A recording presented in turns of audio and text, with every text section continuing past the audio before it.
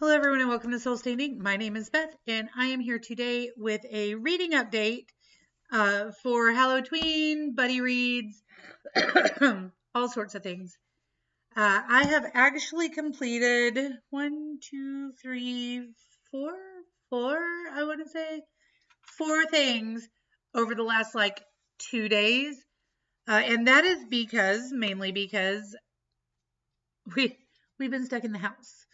So Tuesday afternoon, Melody wasn't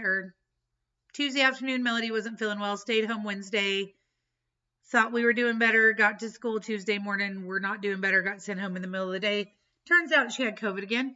She has COVID again. So we are not to go anywhere until Monday morning. We can go back to school Monday morning. Until then, we're supposed to just stay at home and chill. So since Thursday evening, I have completed four things. The first one is The Clown by Heinrich Böll, which I'm going to be real honest with you, I don't remember a whole bunch about. I rated it 3 out of 5 stars. Basically, this is a story set in Germany after the war, and Heinrich Böll is a gentleman, not Heinrich Böll, his main character, he's written about a gentleman named Hans. I want to say Hans. Hans dresses as a clown. Like his job is to dress up like a clown. And he very much loves a woman named Marie.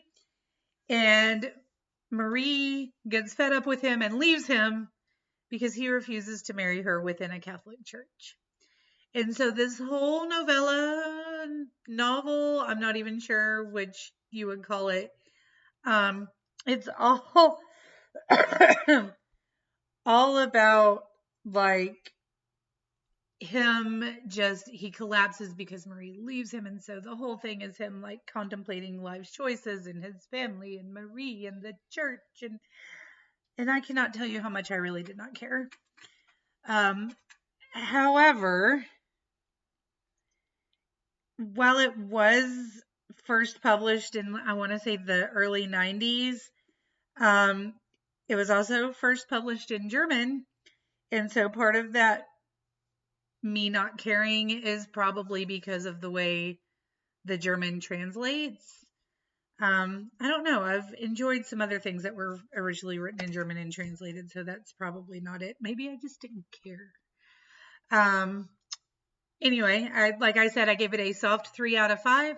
It was for class. I got it skimmed over basically because I got tired about 2 chapters in and was like, oh, just kind of skim read the rest, and got my post made for class. So it is what it is. The next book I finished is Room of Shadows by Ronald Kidd. I gave this a 3.75 out of 5, so it'll say 4 stars on Goodreads. And this book follows David, whose father, at the beginning of the story, we find out his father left him and his mom to run away to New York with his secretary. So David and his mom have to move out of the house that they were in, and they are renting this ramshackle, falling apart old house that was built in the late 1800s. And David is just angry. He's angry at his dad. He's angry at having to move into this new house. He's just angry because he has to go to a new school. He's in this weird, maybe a neighborhood. He's not sure that you can really call it that to begin with. And he discovers a secret room behind his closet. And when he finds that, he finds a desk that has some old papers and a weird carving of a raven. And his anger gets the best of him. He gets in trouble. And then all of a sudden, around the school, incidents start happening and notes are being left signed The Raven. And so David and his new friend Libby have to try to figure out what is going on and stop it, because David is now the prime suspect. During this, he learns about friendship. He learns a little bit about family. He learns about controlling your anger. All in all, a really good, kind of creepy middle grade read for HallowTween. Very happy that I finally read that. Next, I read Monster and Boy. This is The Sister Surprise by Hannah Barnaby, illustrated by Anusha Saeed. This is the third in a series, and I have not read the first two. This came in our early reader Between the Bookends box. Now, what I want to tell you as we're looking at this, before I get into what it's about, I do want to mention that this and then the book that I am currently reading are both treats for HallowTween, and B, when I say they came in the early reader box, what I want you to understand is books like this are considered children's chapter books, but they can also be low level middle grade. So this is a step up from beginning reader, right? They no longer have, excuse me, they no longer have that beginning reader read to me box in between the bookends. And so now we are getting these that are for age range about 6 to 9, which means that they are, in fact, typically illustrated. Some of them, like this is a highly illustrated one. It's super cool looking. And then the next book that I show you, which is what I'm currently reading, is not quite as illustrated, but they are both for that 6 to 9 age range. And middle grade books are now considered for ages like 8 to 12. So there is that overlap there.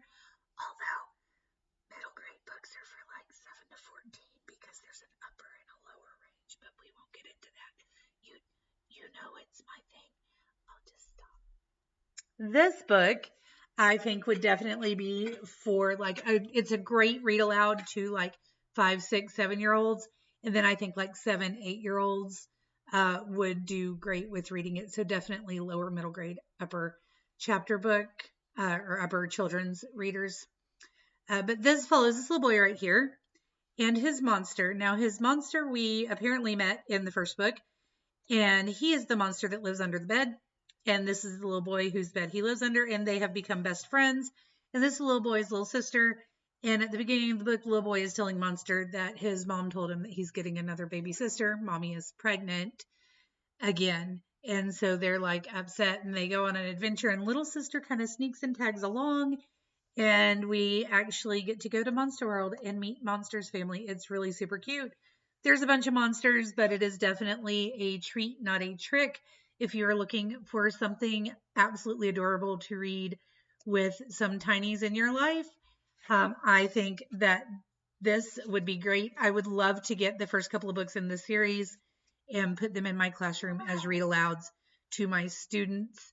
I might have to get all 3 books for my classroom, and then the first 2 for Melody because she's already mad at me because I still have the book in my possession instead of handing it back to her.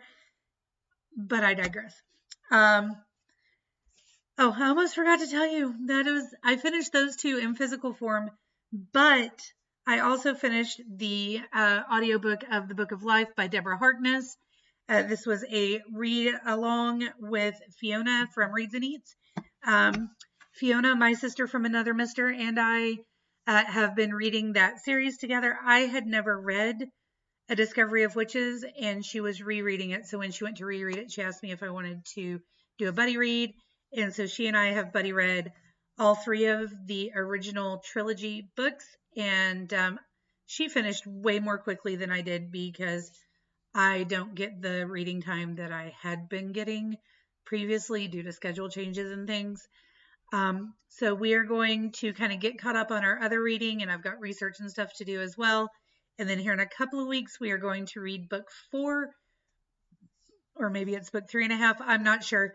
The next book in this was a trilogy, but is now just a full-on series, which is called Times Convert, I believe. I can't really tell you anything about this other than it follows Diana, who is a witch, and Matthew, who is a vampire, and it is their story of love, adventure, and misadventure. And I gave that book a 5 out of 5 stars. It made me absolutely bawl, both out of being sad and upset and being just absolutely joyful. Yeah, I laughed so hard I cried. There's a couple of times in there where like they are in the middle of absolute just devastation and somebody makes a dry comment and I giggled terribly. Anyway, the book I am currently reading is Sam the Man and the Secret Detective Club Plan by Frances O'Rourke Dowell, illustrated by Amy June Bates. This is another one that says it is for ages 6 to 9, but it is more likely to, there's the illustration there. This is more like for 8, 7, 8, 9, not the 6, 7, but more like the 8, 9, or a read aloud. I am only on chapter 3 right now, but it is super cute. And this is like the 4th book in the series. So it's the Sam the Man series, which I had also not heard of before. But this is book 4 in that series, and I am enjoying it. So I might end up having to get the rest of the books in that series as well. So that is what I am reading in physical form, but I do have 2 audiobooks that I need to read this week, or this weekend rather. The first one being The Wild Book by Juan Villoro.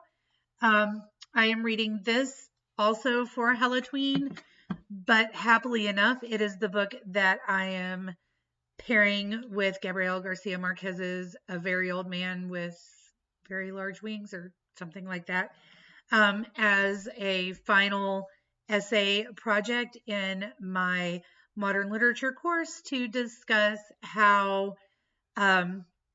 the Marvelous Reel, which is like the Latino version of magical realism, how that translates from, adult literature with Gabriel Garcia Marquez to middle grade literature. Like, what kinds of things do they do to make it move down to middle grade? Or are there similar themes and ways that they do things? Anyway, you don't care about that, but I'm reading the book for class and also for HallowTween. And the other audiobook that I am currently working on, we have a class where we will be discussing it on Tuesday. And it is also one that I am reading for HallowTween, and that is Monster by Walter Dean Meyer. So those are all of the books that I have finished recently, and the 3 that I am currently reading. I would love to know if you have read any of these, what you thought of them, if you want to read them, if you want to know more about them, all of those lovely things. I will talk to you again soon. Until next time, stay safe out there, guys. Bye.